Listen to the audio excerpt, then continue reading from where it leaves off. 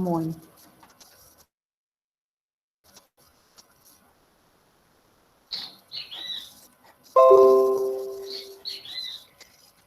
Saben que en menos de un año ya me olvido.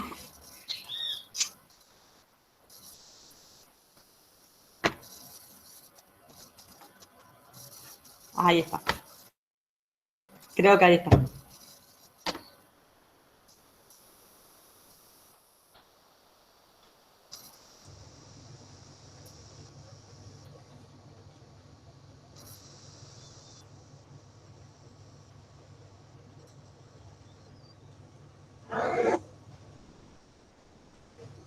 Ahí estoy compartiendo el PowerPoint.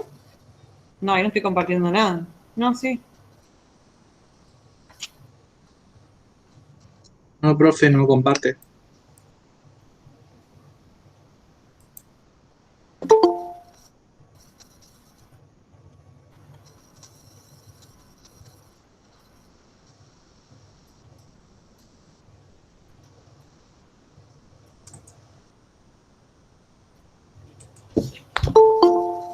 Ahí.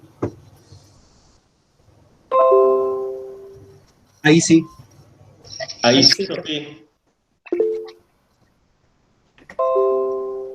El tema es que no voy a poder seguir admitiendo alumnos. Porque cuando tengo que admitir es donde se me va el PowerPoint. No. Y no tengo sonido. Bueno. Le saco pongo para el sonido y no, está mudo. No escucho nada. A usted, Doc, se la escucha. Nosotros te escuchamos, bueno, pero no va a escuchar, Sofi, si dice que no tiene sonido. Sí. Si le podés poner en el chat que entre, que salga y que entre de nuevo, porque a mí me pasó exactamente igual, no tenía sonido y entré nuevamente y ya, ahí está, ahí salió.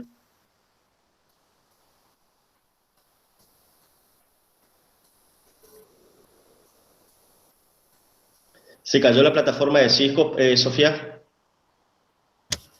En realidad hay un problema con el usuario de Guido. Viste que hoy Guido no está y no me ingresa el usuario y la contraseña de Guido. Debe ser porque viste que tiene todos estos dispositivos de seguridad que cuando es desde otro dispositivo o hardware, no, generalmente no te das el problema si lo revalidas. Claro. Yo tengo varias cuentas porque en las otras asignaturas también tenemos, pero bueno, se ve que con la de él no me permiten entrar. No sé si, bueno, ahí estoy compartiendo entonces el PowerPoint. Sí, profe. Se ve bien.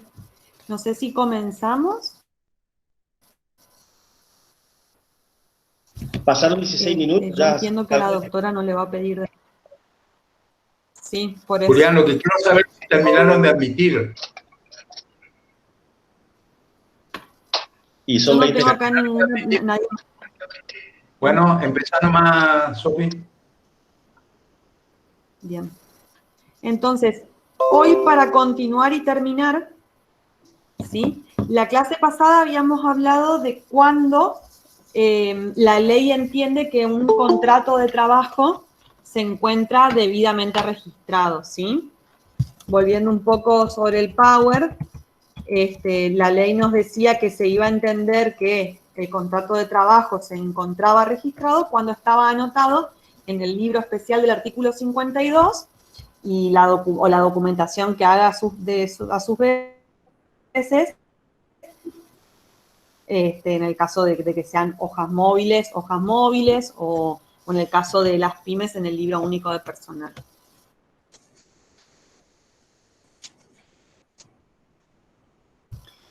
Y también a través del Sistema Único de Registración Laboral, mi simplificación, ¿sí?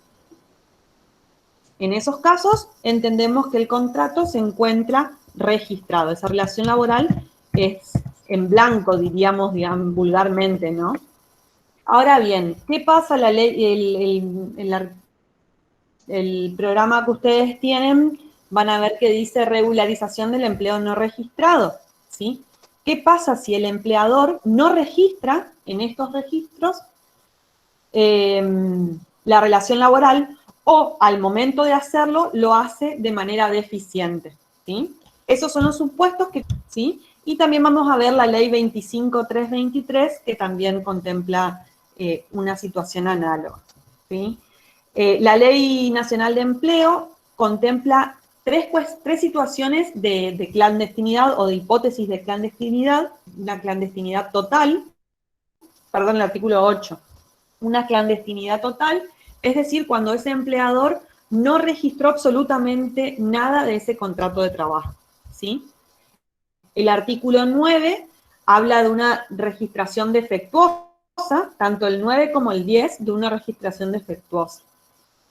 El 9 va a contemplar el supuesto en el que el empleador registre a ese trabajador de manera postdatada, le decimos. Quiere decir que empezó a trabajar, por ejemplo, el 1 de agosto de 2001 y recién lo registró a lo mejor en julio de 2002, ¿sí? Cuando la actividad o esa relación comenzó con anterioridad a su registración, ¿sí? Esto es muy común, ¿sí? Que incluso muchos creen, y por eso la importancia que habíamos hablado el otro día de la oportunidad de la registración, ¿sí? Porque muchos dicen, no, bueno, los 3 primeros meses son a prueba, no se registra.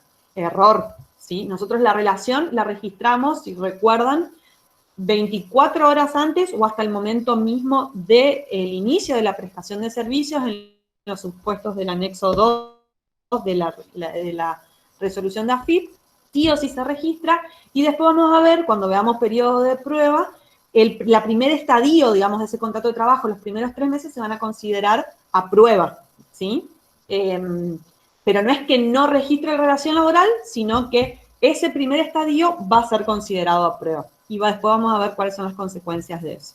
Entonces, sí o sí, desde que inicie la relación se registra. El artículo 9 contempla la situación en la que no registré ni bien se inició la relación, sino que lo registré con posterioridad.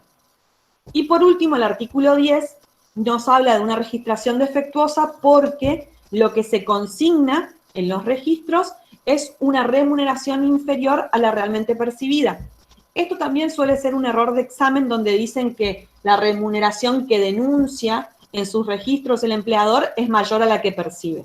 No, lo que hace en este caso el supuesto que va a sancionar la ley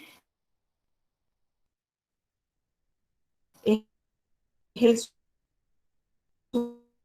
supuesto en el que denuncia una remuneración inferior para en función de los sueldos, ¿sí? Entonces, registran un inferior para evitar tener que pagar las cargas y los aportes y contribuciones en función de esa remuneración superior, ¿sí?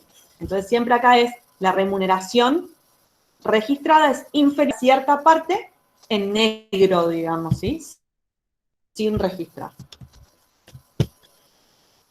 Y acá tenemos los artículos, ¿sí? Decimos que el empleador que no registrare una relación laboral deberá abonar al trabajador afectado una indemnización equivalente a una cuarta parte de las remuneraciones devengadas desde el comienzo del vínculo, de tener que abonarla, ¿sí? A valores reajustados de acuerdo a la normativa vigente.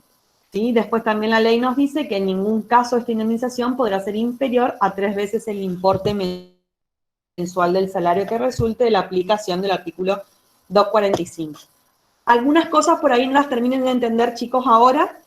Lo vamos a ver someramente, pero cuando veamos indemnización vamos a entender bien de qué se trata el 245, el 232, el 231, etc. ¿Sí? CEPAM la va a sancionar mediante una indemnización equivalente o una multa equivalente a una cuarta parte de las remuneraciones devengadas desde el inicio de la relación hasta, bueno, su efectiva, hasta el momento, digamos, de culminación. y que tiene un piso mínimo de 3 salarios, ¿sí? Supongamos que esa persona trabajó durante 5 años sin registración alguna, acciones devengadas durante esos 5 años, es lo que va a ser el equivalente de esta multa que establece, ¿sí? El artículo 9, decíamos que preveía la situación de una registración defectuosa cuando se consignara una fecha en los registros, una fecha posterior. Mi cámara apago, a ver.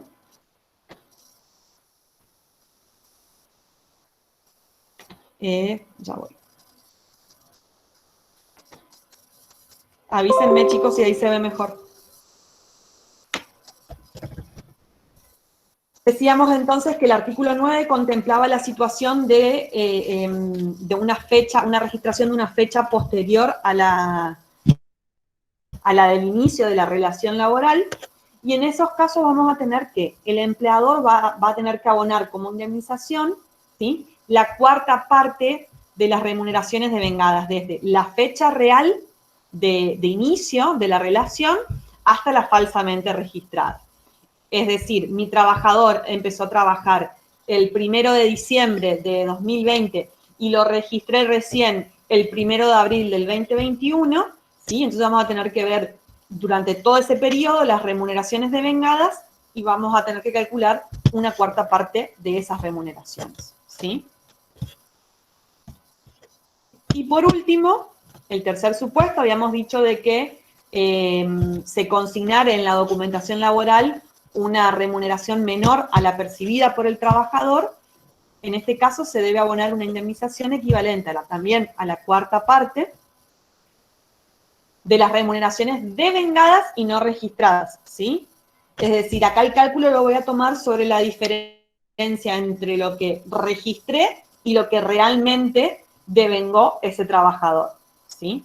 Si yo registré que tiene una remuneración de 5.000 pesos cuando en realidad le estoy pagando 15.000, bueno, sobre esos 10.000 pesos va a ser la cuarta parte de lo que va a ser el equivalente, digamos, de la indemnización, ¿sí? Sobre eso que no registré, calculo una cuarta parte.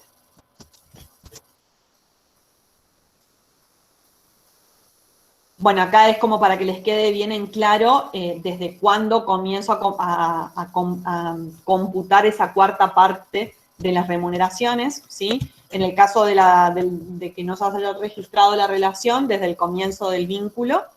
En el caso de que se haya consignado falsamente la fecha real de ingreso, se va a calcular desde la fecha real de ingreso hasta la falsamente consignada. Y en el caso del artículo 10, directamente sobre aquella remuneración que no se registró, ¿sí? Sobre esa diferencia. Esto es importante, chicos, que sepan, porque también suele ser un error de examen.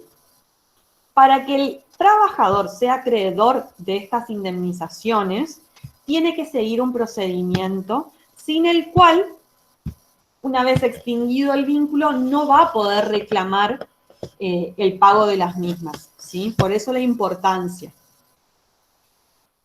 Y el procedimiento lo establece el artículo 11 de la misma ley, cuando dice que las indemnizaciones previstas en los artículos 9, 10, 8, 9 y 10 procederán cuando el trabajador o la asociación sindical, es decir, pueden ustedes mismos como trabajadores o pueden a través de la asociación sindical que lo represente, cumplimentar fehacientemente las siguientes acciones. Primero, van a tener que intimar al empleador a fin de que proceda a la inscripción o correcta registración de ese vínculo laboral, ¿sí? Según el supuesto del que hablemos, van a tener que establecer en esa misma intimación la fecha real de ingreso o el verdadero monto de la remuneración, ¿sí? Si nosotros decíamos, por ejemplo, el supuesto de clandestinidad total o de falta de registración total, ahora contesto la pregunta esa, perdón porque me tildé por eso. Ahora contesto lo que están preguntando en el chat. Primero, entonces, debe intimar al empleador consignando la fecha real de ingreso y el monto verdadero de la remuneración según el supuesto de que se trate. ¿Sí? B, dentro del segundo requisito es que proceda de inmediato y dentro de las 24 horas a remitir ese mismo telegrama que le remite al empleador a la AFIP, ¿sí? Así como se lo mandó al empleador, se lo remite a la AFIP. Esos son los dos requisitos, ¿sí?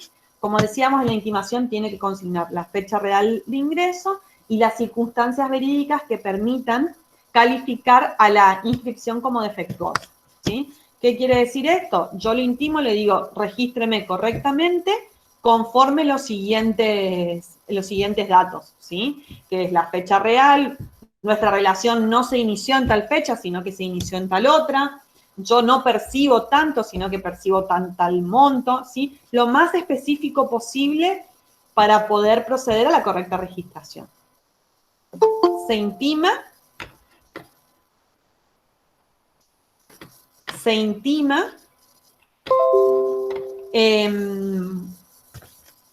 por el plazo de 30 días, ¿sí? Si dentro del plazo de 30 días el empleador contestare y diere cumplimiento a la intimación, quedará eximido del pago de las indemnizaciones, ¿sí? Yo trabajador intimo a mi empleador a que registre la relación o que la registre de manera correcta si se trataba de un supuesto de registración defectuosa. El empleador tiene 30 días para dar cumplimiento a esa intimación y si da cumplimiento, todas las indemnizaciones que estábamos viendo anteriormente no proceden, ¿sí? Van a proceder únicamente si el empleador no procede a la correcta registración, ¿sí? Por eso es importante este procedimiento porque no proceden de puro derecho, ¿sí? Sino que se tiene que dar primero la intimación. La Ley Nacional de Empleo lo que busca es la registración del empleo, no la extinción de los vínculos, ¿sí?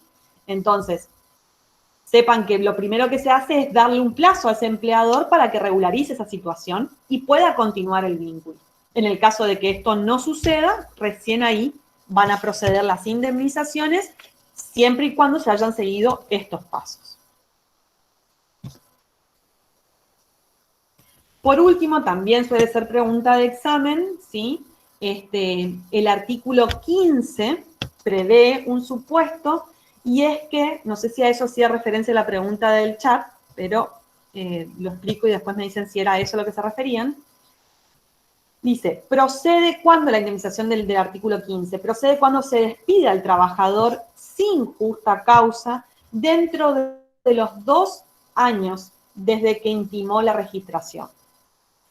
Procede también cuando dentro de los 2 años el trabajador se da por despedido de manera indirecta. Ya después vamos a ver cuáles son los supuestos de despido indirecto o directo e indirecto, ¿no? Pero lo importante acá es exactamente el trabajador intimó, el empleador registró correctamente en el término de los 30 días, pero resulta que al cabo de los 6, 7 u 8 meses lo despide a ese trabajador, ¿sí?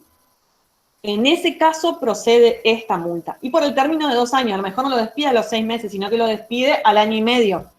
Va a proceder esta multa siempre y cuando haya intimado previamente, ¿sí?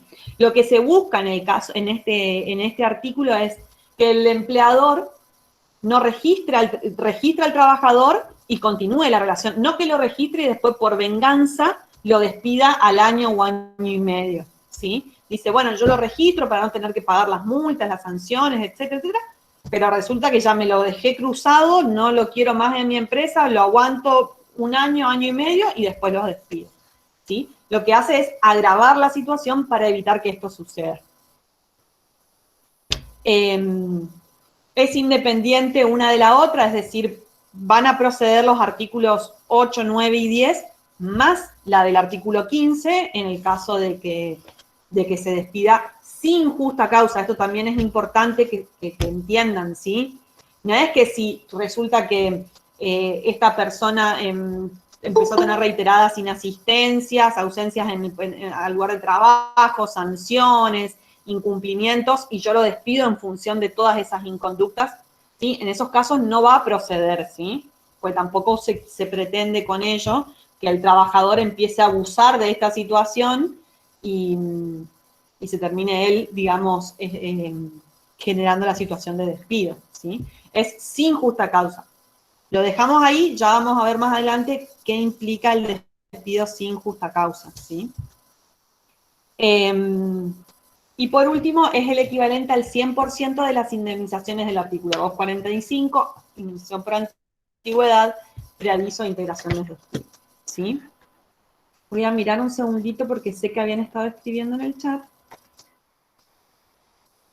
Dale ingreso a Clary, por favor. Sí, ahí ya la admití. Derecho tienen que tener en cuenta. No entiendo, Hugo, a qué haces referencia. Dice, para tener derecho a la indemnización se tienen en cuenta los 2 años de prescripción.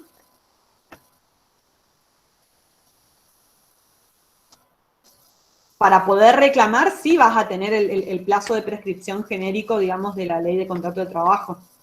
Claro. Sí, pero acordate que sí se tiene que intimar. Claro, mi pregunta es, en el caso de, o sea, si está contratado en negro o, mejor dicho, que no está regularizado ese tema durante 3 años, por ejemplo, ¿por los 3 años me corresponde la indemnización del 25% de las remuneraciones devengadas? ¿O solo puedo reclamar por 2 años anteriores? No, es el periodo no registrado. Ah, los 3 años, digamos, en el supuesto, serían los 3 años. Está, perfecto. Gracias. A ver, no me quedó muy claro cómo es el tema. Que, por ejemplo, un empleado no registrado o registrado irregularmente, que haya pasado, qué sé yo, 3 años. Si opera el plazo de prescripción de 2 años, los reclamos mayores a 2 años en falta de registración o registración parcial, eso es lo que está preguntando. Claro. No hay prescripción ahí. Si sigue sin registrar, el empleado puede en cualquier momento. No es un crédito, es un derecho que no prescribe. Okay. Si el empleado sigue, por ejemplo, hay un empleado que lo tengo hace 10 años en negro y me plantea ahora la intimación para que yo lo blanquee, proceden las indemnizaciones que establece la 2403 en cada caso. No hay prescripción ahí, ¿eh? Gracias, profesor. Una consulta. Sí. Con respecto a los 30 días que tiene el plazo de intimación al empleador, que dice si el empleador contestara y diera total cumplimiento, dentro de ese plazo quedará eximido del pago de las indemnizaciones. ¿Cómo sería? Las indemnizaciones solo proceden en el caso de que el empleador no regularice esa situación, ¿sí? ¿Qué quiere decir esto? Que no corrija los datos dentro de los registros. Ahora, si denunció una fecha de ingreso posterior a la real y resulta que una vez intimado procede a regularizar la situación, es decir, declarar correctamente esa relación ante la AFIP y regularizar también en el libro del artículo 52, en ese caso, si corrige esos registros, no va a proceder la multa. Y en ese caso no habría indemnización para el empleado, digamos. No hay indemnización, no va a continuar el vínculo con toda la antigüedad que le corresponde, con la remuneración correcta, según el supuesto del que estemos hablando. ¿Sí? Lo que la ley busca no es que el empleador pague sí o sí una indemnización. Lo que la ley busca es regularizar el empleo y continuar con la relación, ¿sí? La idea no es que termine. Y esto es importante también que sepan. El vínculo para poder reclamar este tipo de indemnizaciones se debe encontrar vigente, ¿sí? Piensen en una relación laboral que se encuentra vigente y que lo único que queremos es, ¿saben qué? Que ese empleador me registre correctamente. Yo quiero seguir trabajando, quiero seguir teniendo mi puesto de trabajo. Perfecto, pero que procedan a la correcta registración. Si dentro de los 30 días corrigieron, continúa la relación laboral sin ningún problema, ¿sí? La idea no es cobrarle sí o sí a toda costa al empleador una indemnización, sino que regularice la situación. A ver, volver la Filmina al artículo 8.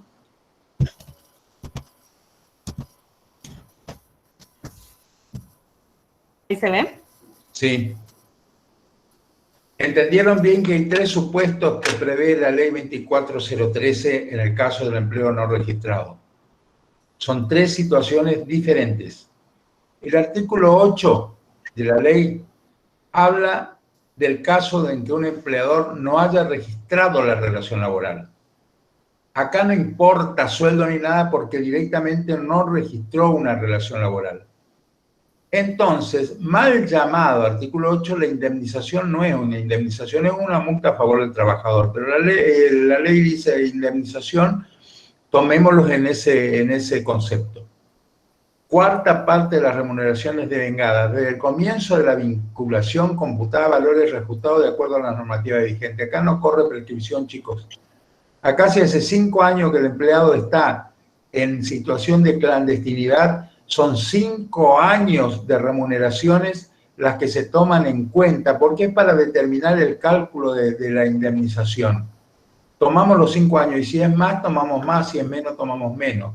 Es el 25% de las remuneraciones devengadas del comienzo de la vinculación, computado a valores reajustados de acuerdo a la normativa vigente.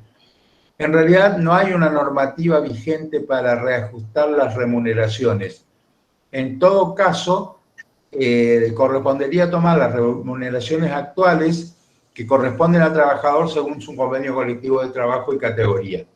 No hay ninguna norma que establezca cómo se actualizan. Es decir, las actualizaciones por índice coeficiente fueron prohibidas por la ley de desindexación, así que ya no hay más ajuste. Hay intereses, pero no es el caso. En este caso, no sé la doctora Busto qué dice, pero cuando hay que tomar en cuenta valores reajustados de acuerdo a la normativa vigente, yo interpreto que debo hacerlo tomando como base del cálculo.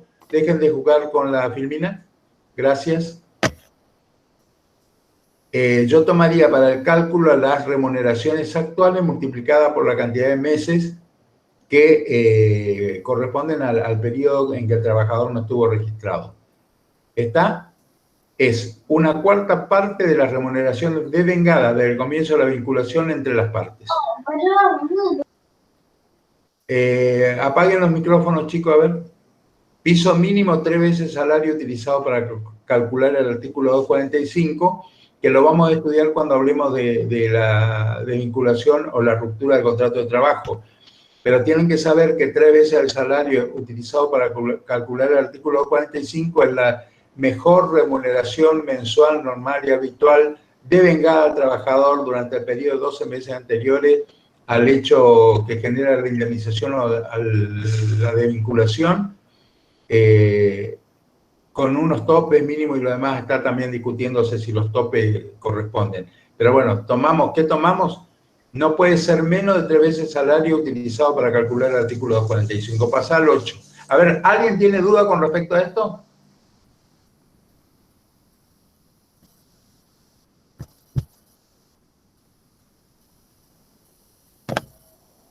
A ver, hay acá, ¿podés leer, Sofía, a ver un poco lo que dicen acá? Porque por ahí, a ver, Olga Zuluaga. Ese es el que ya respondimos, es el de la prescripción que se planteó y dijimos que... ¿Lo de Benítez? Adrián Benítez dice lo siguiente: profe, ¿esa indemnización es exclusivamente para el trabajador, que el trabajador regularice los aportes que no se depositaron o son de libre disponibilidad? Eso es un término muy contable, de libre disponibilidad, parece financiero. No, eso es una indemnización que se paga al trabajador, no para que regularice, porque de todos modos, ustedes ven ahí que hay una comunicación a la DGI acompañando el texto de la intimación que realizó el trabajador al empleador. La que debiera ejecutar, determinar la deuda por aportes y contribuciones es la DGI, y la DGI debiera ejecutarla y cobrársela al empleador. El trabajador no tiene ninguna potestad con respecto a la recuperación de los aportes sindicales, previsionales, de obra social, de ART, de lo que sea. No tiene el trabajador ningún tipo de facultad, no tiene la obligación y no tiene los medios para hacerlo. Así que la que corresponde es hacer la denuncia a la DGI, que la DGI haga el procedimiento, la abre un acta de oficio y la ejecute después para que ingresen esos aportes. Incluso el trabajador tendría que intimar a que se hagan las declaraciones juradas rectificativas para que su vinculación proceda. Eso no lo hacen nunca y cuando van a tratar de conseguir la jubilación se encuentran con que esos aportes no están registrados, no fueron ingresados y si se ingresaron nunca se registró en el sistema que lleva ANSES en la cuenta corriente del trabajador como un aporte realizado. Son problemas de los cuales yo lo quiero dejar a ustedes afuera porque no me interesa que se metan en ese tema. Tienen que saber, conocer el texto, cómo son las indemnizaciones y nada más. ¿La otra? Y la otra dice, profe, y en el caso de la intimación para regularizar la situación, por ejemplo, del caso de declarar una remuneración y pagar otra, ¿los aportes por las diferencias de la remuneración declarada que debe pagar el empleador son de carácter retroactivo? A ver, declarar una remuneración y pagar otra, los aportes por la diferencia en la remuneración declarada que debe pagar el empleador son de carácter retroactivo. Por supuesto que son de carácter retroactivo. La prescripción, hay una cuestión con la prescripción de la parte impositiva y previsional. La prescripción de los aportes y las contribuciones, digamos, aportes retenidos y no depositados, y de la contribución patronal prescriben a los 10 años recién. Pero la particularidad es que para la DGI la prescripción empieza a correr desde el momento mismo en que la institución, el ente recaudador, toma conocimiento de la existencia de la deuda. Así que hay mucho para pelear judicialmente, eso corresponde, estas ejecuciones se hacen en el fuero federal y corresponden a los jueces federales resolver, pero la DGI siempre cuestiona cuando se intenta hacer utilizar o beneficiarse con la prescripción en los supuestos que ellos no tenían conocimiento de la existencia del vínculo que es el que genera la obligación de hacer los aportes y las contribuciones.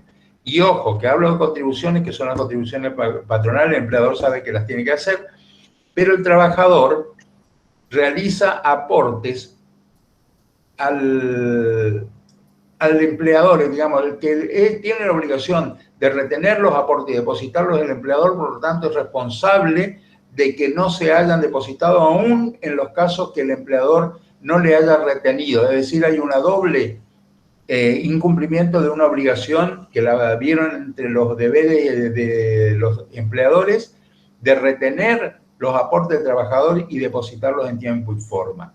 Acuérdense también que hay una sanción para esos casos.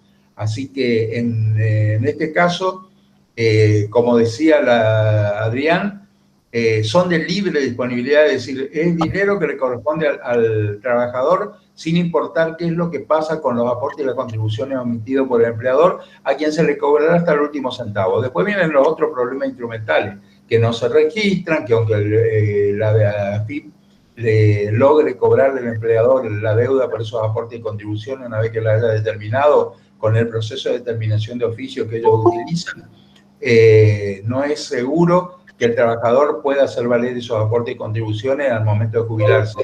Por lo tanto, hay que hacer todo un procedimiento, para eso deben recurrir a un abogado que los asesore y que haga todo lo que tiene que hacer. Después, Julieta.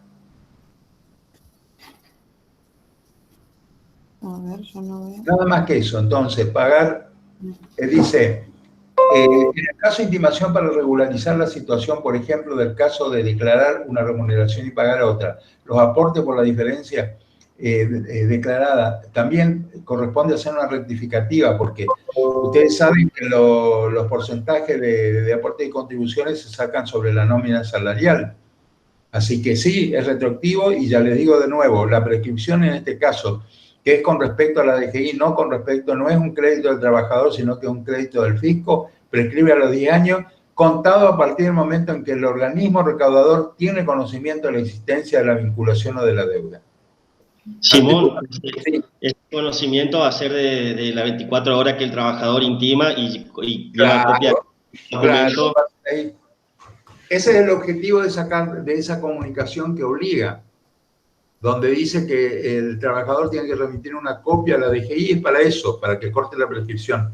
La DGI no hace nada, de oficio no hace nada, es una realidad porque no tiene los medios y los recursos, pero sí corresponde tener en cuenta que el crédito nace con la remisión de la carta documento y la comunicación a la DGI de esa carta documento. El artículo 10 es remuneración menor que la percibida por el trabajador. Tiene que hacer la cuarta parte del importe de la remuneración devengada y no registrada, es decir, la diferencia. Debidamente reajustado, estamos en lo mismo, es decir, que el artículo 10, igual que el 9, cuarta parte, lo que pasa que acá no es total, sino que es parcial, y hay que hacer una rectificativa por las diferencias y se saca solamente por la diferencia, con el mismo sistema. Pasamos al 11. El procedimiento. Ahí empieza el procedimiento. Ojo que está habilitado el trabajador o la asociación sindical. Eso tiene por objeto evitar que se tome al trabajador como único responsable y se cree eso que la doctora hablaba, de que se cruzan y después está listo para un despido. Si lo hace el sindicato, pareciera que el trabajador estaría más protegido, pareciera, puede tener diversas interpretaciones. Bueno, pero tiene que intimar al empleador, tiene que comunicar a la FIP dentro de las 24 horas, no después de las 24 horas hábiles. Eso los jueces no lo han tenido muy en cuenta al plazo para invalidar el cobro o la obligación de pago de las indemnizaciones. Lo que hay que indicar en la intimación, y la intimación al empleador es por 30 días. En algunos casos y sentencias que vi, si en las instancias previas al juicio el trabajador hizo la intimación y el empleador niega la existencia de la relación laboral, hay alguna jurisprudencia que dice que es estúpido esperar los 30 días para que el empleador registre la relación laboral cuando la está negando. Así que una vez emitido el telegrama, contra la negativa o ante la negativa del empleador de la existencia de la relación laboral, quedaría habilitado todo tipo de reclamo. Seguí, Sofía. ¿Preguntas? ¿Más preguntas sobre estos temas? Bueno, y esto tiene un agravamiento que es el tema del artículo 15. El artículo 15 tiene por objeto evitar los despidos generados a consecuencia del reclamo que hizo el trabajador. Y es un plazo de 2 años, desde el momento en que se intimó la registración. El empleador recibió la comunicación, hizo una registración, no pagó ni nada, solamente modificó la registración, lo registró, y el empleador inmediatamente despide al trabajador. En ese caso, hay una indemnización agravada muy seria, que es la duplicación de las indemnizaciones por despido, que están en los artículos 245, 232, 233 de la Ley de Contrato de Trabajo, que ya la vamos a ver en una bolilla más adelante. Seguí, Sofía. Simón, ahora bien, yo pregunto, ¿qué diferencia habría entre un empleador que espera 2 años y a las 12 horas, 2 años y 12 horas cuando comienza la relación laboral a las 6 o 7 de la mañana, despide al trabajador? Creo que la justicia ha sido flexible, ¿verdad?, en algunos de estos casos, por más que hayan transcurrido los 2 años de la intimación. Pero yo creo que es ilegal que un juez dictamine en contra de una ley porque está generando derecho. Y acá te dice 2 años. Si vos, la ley te dice 2 años, y ya hemos tenido muchos casos de jueces que se apartan de la legislación y aplican criterios diferentes, pero en este caso es tan claro, tampoco está establecida en la doctrina que la vinculación no es un vínculo perpetuo. El empleador puede despedirlo en algún momento. Lo que pasa es que acá se está generando una nueva suposición donde el trabajador que es despedido dentro de los 2 años es un trabajador que fue despedido como consecuencia del reclamo que hizo. Hay una similitud con otros artículos de la Ley de Contrato de Trabajo que estiman que se ha producido un despido por un caso particular, embarazo, matrimonio, dentro de un plazo determinado. Y esto es muy similar, es decir, es una aplicación, una adaptación de esas instituciones del derecho laboral de indemnización agravada para los trabajadores que fueron despedidos dentro de los 2 años. Pasados los 2 años, el empleador puede despedirlo porque tampoco puede. Si es 2 años y 2 horas, es lo mismo. Si pasó los 2 años, pasaron 2 años. Lo mismo sucede con la indemnización del representante gremial. Cuando vencido el plazo, al otro día lo despiden, digamos. Sí, es similar, pero no sé qué iba a decir Julián. No, que lo que yo quería decir es que justamente la idea de este artículo 15 es evitar ese sentimiento de venganza del empleador por la intimación que recibió. Si no le duró 2 horas, vos si no... Habría que a los 2 años y 2 años y 1 hora dejó de ser venganza y pasó a ser un despido sin justa causa. Eso nomás es por ahí para... Está mal, pero también... Está mal, pero también tenés un plazo delimitado en el casamiento y en el embarazo. No sé, perdón, Patricia, ¿está conectada? Sí, está ahí. No sé si está escuchando, pero tenía sonido. Patri. No está, Patri, bueno, parece. Sí, no te, vos debes tener bloqueado el micrófono, Patricia.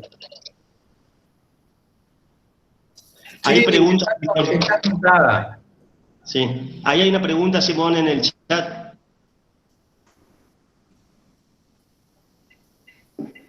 No, bueno, ahí es lo que yo les dije, chicos. La ley permite al trabajador y a la organización sindical que lo representa. Cualquiera de los dos, no hay otros medios.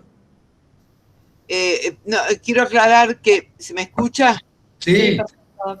Quiero aclarar que ese plazo de 2 años, durante el cual no se lo puede despedir, significa también en la práctica que no debe haber habido una conducta abusiva del trabajador tendiente a ser despedido. Es decir, se va a analizar escrupulosamente que la conducta del trabajador no haya generado, que no sea realmente una conducta antijurídica laboralmente para poder despedirlo. Es sin causa, es sin causa. El despido que se prohíbe es, o que se sanciona el despido realizado sin causa, porque hay una presunción tácita. Hay una presunción tácita. Por ejemplo, hay una presunción tácita. Si lo echó dentro de los 2 años porque él hizo reclamo. Esa es la presunción tácita, igual que en otras figuras del código. Pero se puede probar, Simón, que no. Bueno, sí. Pero vamos, yo creo que el artículo es claro. Cuando despide al trabajador sin causa. Claro, pero que sin causa. Si nosotros nos ponemos a probar, hay causa, por lo tanto, eso no está prohibido. En ningún supuesto en los que la ley está esas presunciones. Seguí, Clary. Si el trabajador dio razón para el despido, por supuesto esta duplicación no procede.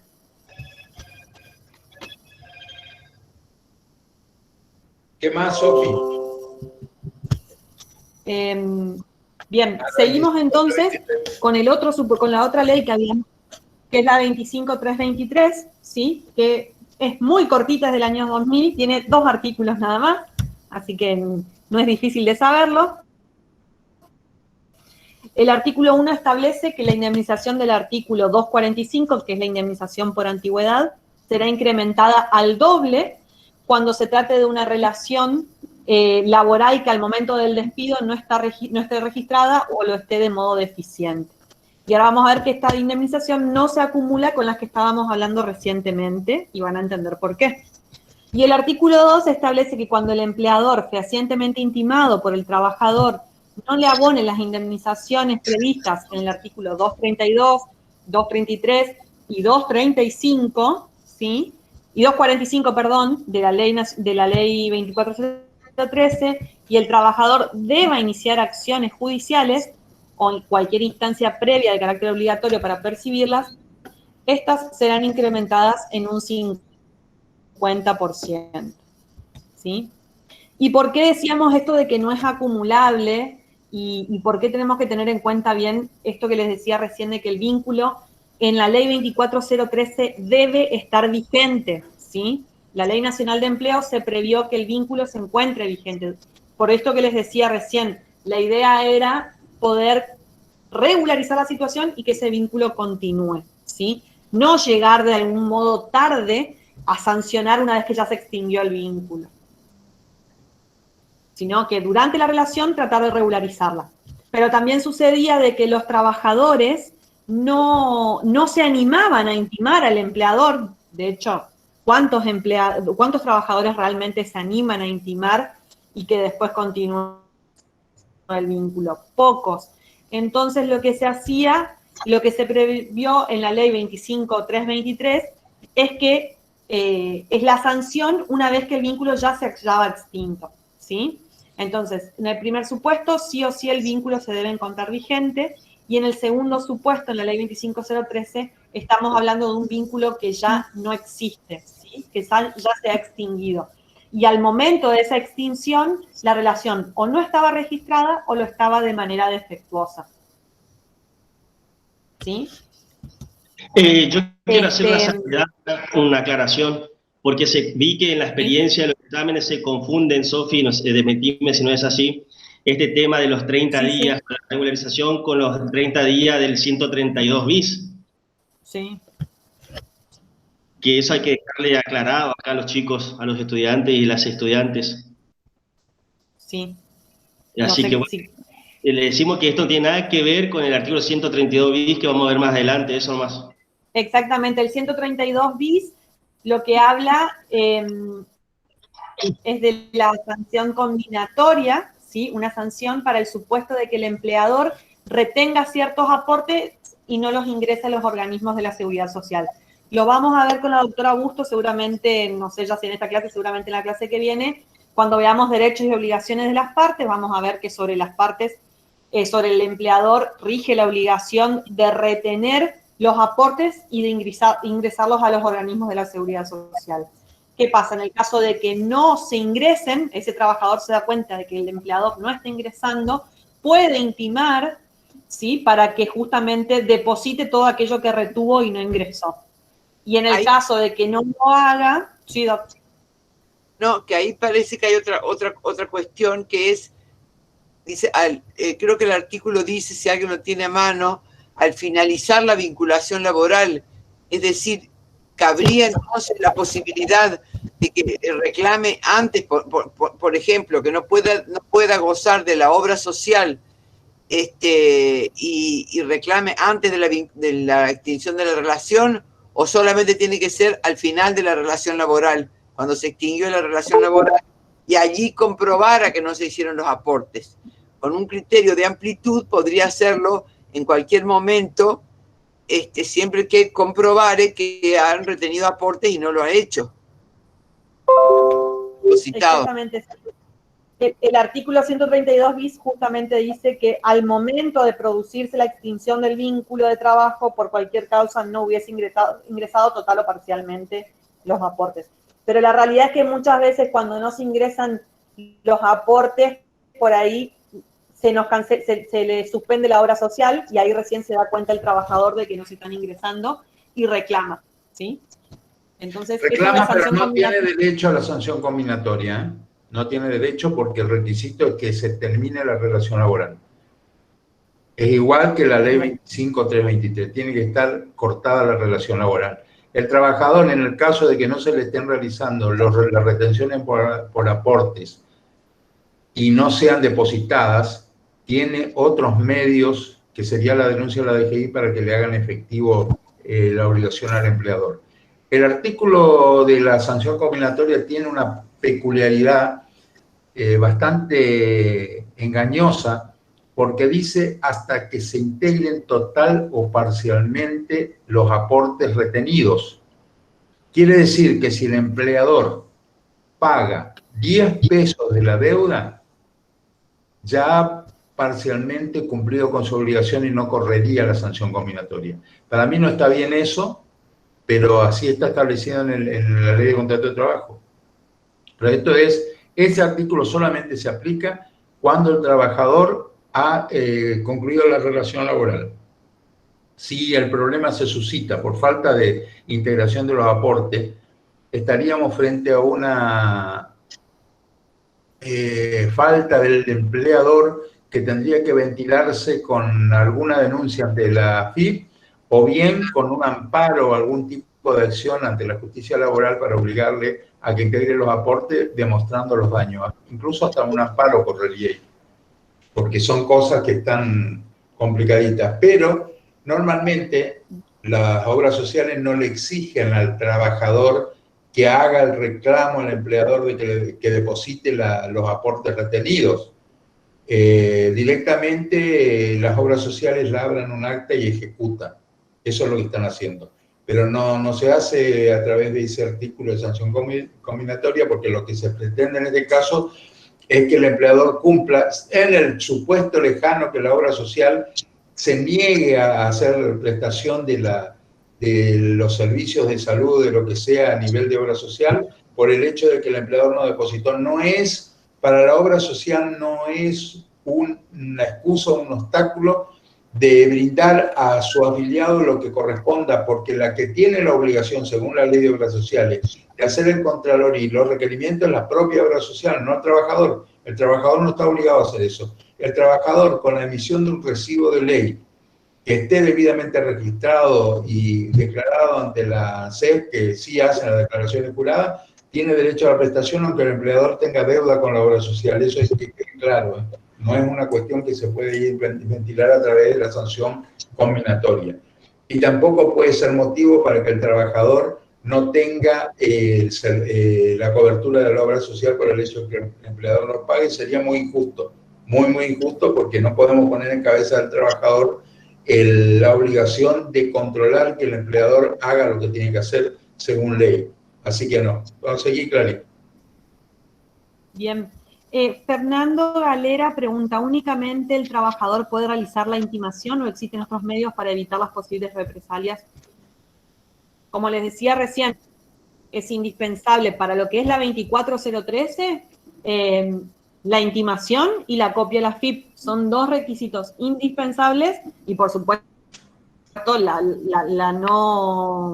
la omisión por parte del empleador de registrar correctamente, ¿no? No hay otra forma de hacerse acreedor de estas indemnizaciones que no sean mediante la intimación. Generalmente somos un poco restrictivos porque normalmente no vienen haciendo bien las intimaciones. Por ejemplo, no notificaron a la FIP, o sea, ya no le damos esa indemnización, o le hicieron por un plazo menor, o no establecieron las verdaderas condiciones de la calificación, la fecha de ingreso, etcétera. Es decir, por ahí le mezquinamos un poquito en el sentido de que si no están cumplidos los requisitos, no se hace lugar a esta indemnización. Y este artículo, justamente por este artículo primero que ahora vos vas a señalar, Sofi, vino para suplir el problema con que se encontraban de que no habían hecho la intimación en tiempo oportuno, para suplir esa falta de adecuación a la norma. Entonces, reclaman directamente por la falta de registración en el artículo primero, que ahora vas a explicar, pero también comprende a todo tipo, es decir, el artículo primero, porque la ley 24013 habla de no registración o registración postdatada o una fecha inferior. Y si hay otra deficiencia, como por ejemplo mal categorizado, ¿entraría también dentro del artículo 1 cuando no ha podido entrar por el artículo 2? Ese también es otro interrogante que los jueces por ahí dividen las opiniones. Algunos dicen, bueno, sí, igual, cualquier tipo de registración defectuosa para el artículo 1 y otros dicen no, se refiere a los artículos de la 24013, que está acá. Exactamente. Como hace la referencia a la 24013, tendrían que ser las hipótesis enumeradas en la 24013. Exactamente. Bueno, como les decía entonces, chicos, la 25323 contempla en el artículo 1 la duplicación en estos supuestos de falta de registración deficiente al momento de la extinción del vínculo, ¿sí? El vínculo ya no se encuentra vigente. Y el artículo 2 prevé otro supuesto que es en el cual el empleador fehacientemente intimado por el trabajador 245. ¿Qué quiere decir esto? Se extinguió el vínculo, no se pagó la liquidación final, el trabajador intima a que se abone y el empleador no lo hace, ¿sí? Entonces debe concurrir a la justicia mediante acciones judiciales para poder pretender su cobro, ¿no es cierto? Entonces, en estos supuestos procede un incremento de la indemnización en un 50%, pero a su vez el mismo artículo establece que después los jueces pueden merituar, digamos, sobre este incremento, y no sé si usted, doctora, quiere decir algo de cómo lo meritúan, pero en principio son a veces medio reticentes. ¿Está refiriendo al artículo 2? Al artículo 2, exactamente. Claro. Sí, por ejemplo, que cuando el empleador pudiera haber considerado legítimamente, algunas veces lo hemos morigerado, cuando el empleador fehacientemente intimado no lo abona a las indemnizaciones previstas, pero ¿por qué? Porque el empleador consideró que tenía justa causa, porque esas causas border, que pudo haber sido, pero pudo no haber sido, pongámosle, un despido muy dudoso. Tuvimos algunos casos, entonces le bajamos un poco la indemnización. Por ejemplo, el otro día en el caso del estudio jurídico que decía que estaba mal que estaba mal registrado, que era empleado de determinada categoría. Entonces dijimos, bueno, razonablemente, conforme a la jurisprudencia existente del Superior Tribunal de Justicia, la empleadora, que era el estudio jurídico, pudo haber entendido que eso no era que era una locación de servicio. Entonces le bajamos la indemnización, que generalmente suele ser entre el 20 y el 50%. Patricia, ese caso que vos mencionás del Superior Tribunal de Justicia y del estudio jurídico, en las primeras instancias y en la Cámara Laboral, tuvo fallo a favor de la trabajadora. Sí. La verdad que fue muy innovador y fue un cambio de criterio importante lo que hizo el Superior Tribunal de Justicia para dar vuelta al fallo y hacer una interpretación fuera del principio protectorio y del indubio pro operario, desde mi punto de vista como magistrado también, ¿verdad? Claro, eso fue, es decir, yo creo que quisieron intencionalmente declarar que los abogados que trabajan en estudios jurídicos no son dependientes. Que en su caso valdría también para los contadores, pero por supuesto que deben darse circunstancias particulares que no se daban en el caso, en el segundo caso que tuvimos, por eso no aplicamos el criterio del Superior Tribunal de Justicia y nos apartamos. Bien.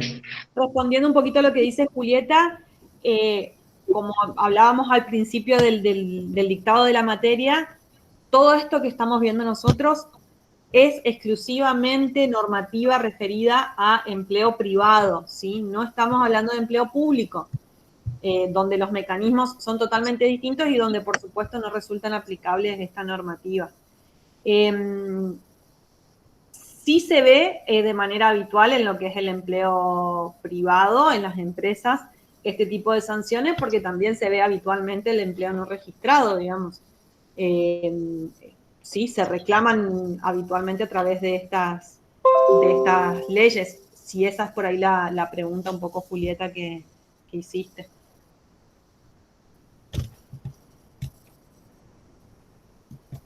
Bien, entonces, como para terminar, recuerden esta aclaración que distingue, para poder entender bien por qué estudiamos las dos leyes, ¿sí? Una, el vínculo está todavía vigente, y en el otro ya se encuentra extinguido, y en esa oportunidad de la extinción la relación no se encontraba registrado o lo estaba de manera defectuosa. Ahora, la pregunta sería, si reclamó por la 24013 y no están cumplidos los requisitos, ¿el juez de oficio podría aplicar la 25323 por el principio iura novit curia?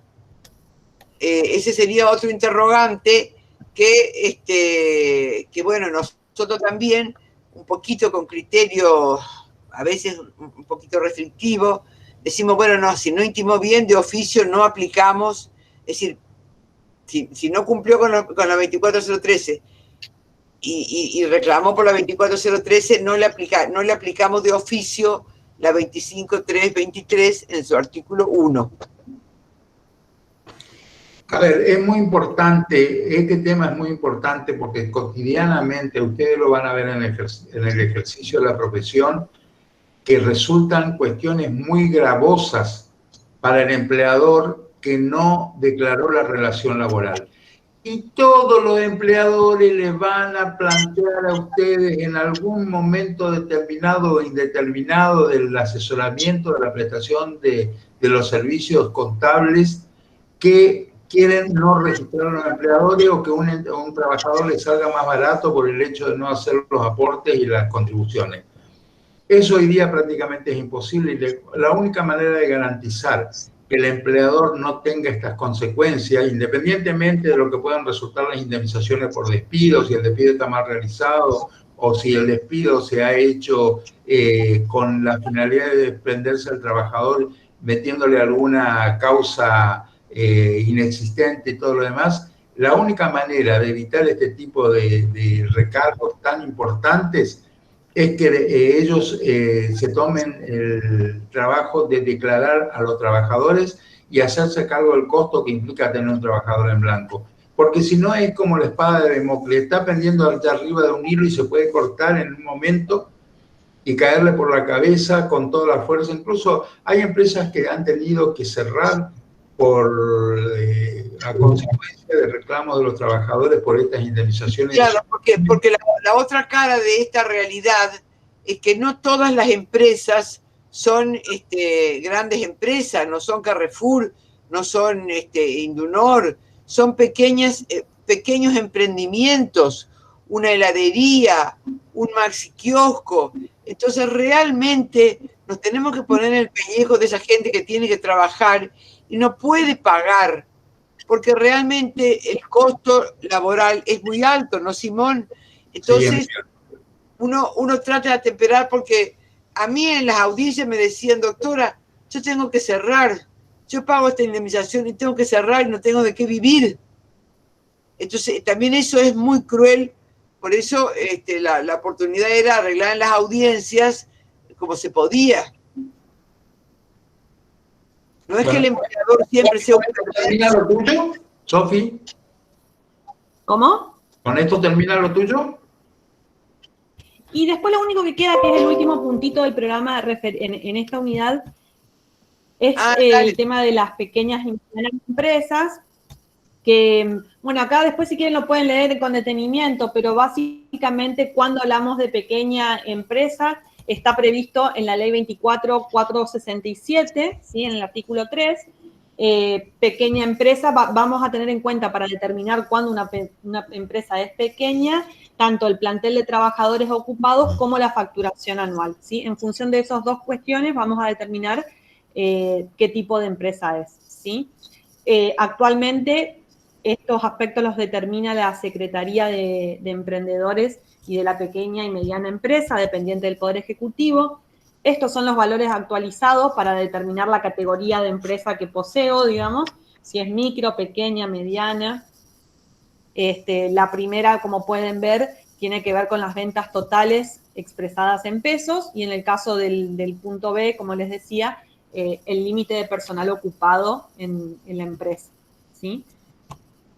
¿Y qué es lo que nos importa? ¿Por qué tratamos este tema acá? Bueno, esto que les decía en la clase pasada, de que se puede reemplazar, ¿sí?, por este registro único de personal, que está contemplado en el artículo 84 a 88, y establece que se registran en él la totalidad de los trabajadores y debe ser también rubricado por la autoridad administrativa laboral, ¿sí?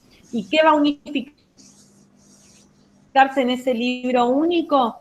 El libro del artículo 52, las registraciones exigidas a empresas usuarias y de servicios eventuales, los libros especiales para empresas donde se ocupen trabajadores a domicilio, y los libros exigidos a empleadores del régimen de trabajo agrario, ¿sí? Yo le quiero aclarar, chicos, quiero aclararles que el tratamiento del régimen de las pequeñas y medianas empresas está puesto en el programa porque anteriormente, esto fue reformado recientemente, anteriormente las pymes tenían algunas modificaciones con respecto a las empresas en general con los empleados. Por ejemplo, reducían el preaviso, permitían el pago del aguinaldo en varias cuotas en vez de las 2. Y eso eran cosas muy importantes, no había integración de medio de pido y todo lo demás. Pero ahora ya no hay esa diferencia. Así lo que tomamos únicamente es como beneficio el registro único de personal, que evita otras inscripciones, bueno, que en definitiva son cuestiones meramente instrumentales y no tienen mucha autoridad. Nosotros seguramente en la próxima revisión del programa vamos a dejar solamente de las pymes el registro unificado de pymes en cuanto a documentación laboral, y creo que nada más, porque ahora no hay ninguna diferencia. No hay ninguna diferencia. ¿Qué más iba a decir de esto? Pero tampoco hay beneficio para la pequeña empresa. Exactamente. Sí, relativamente, porque sí. Debería existir un régimen para las pequeñas empresas, pero un régimen realmente indemnizatorio y todo más acorde, y otro régimen para las grandes empresas, porque nosotros terminamos aplicando todo a la heladería de un barrio, a la frutería de Barranqueras. Sí, tiene que haber algún tratamiento especial para la pequeña y mediana empresa. No lo está exigiendo su Cámara y debiera exigirlo un poco como había antes, determinado tipo de cuestiones que flexibilicen el vínculo laboral y especialmente no hagan tan gravosas las indemnizaciones. Claro, que tengan que pagar menos contribuciones, que tengan otros beneficios. Ahora se redujeron, se van a reducir, todavía no está implementado, las contribuciones patronales acá en toda la zona del noroeste grande, del norte grande argentino, pero va a ser solamente para empresas industriales. Y nosotros en el Chaco las contamos con los dedos a las empresas industriales. Claro. Está gritando la Cámara de Comercio que quiere que vaya también a empresas de servicio y comercio, pero parece ser que esas actividades no son a tener en cuenta dentro del contexto de la economía en general. Bueno, chicos, que tengan felices Pascuas, nos vemos el próximo. Seguramente vamos a ir con Google. ¿Cómo vamos a ir? ¿Con Google Meet o para no andar dando vueltas? No, esto fue hoy nada más el problemita con el tema de Cisco, porque hubo un problema con la cuenta de Guido, y como Guido no estaba, no pudimos ingresar. Bueno, vamos a seguir pero con en realidad, entonces, bien los que están conectados todavía, vamos a seguir como veníamos antes, vamos a seguir con Google Meet, tenemos 70, 80, por lo tanto nos da. Si vemos que nos excede el número, y bueno, volveremos a Cisco porque es lo único que tenemos, pero por el momento seguimos con Google Meet la próxima clase y vemos qué pasa. Perfecto, profe. La próxima clase le pasamos para la próxima el link. Hasta luego. Felices Pascuas. Que la pasen bien, descansen, traten de estudiar un poquito nomás, no mucho.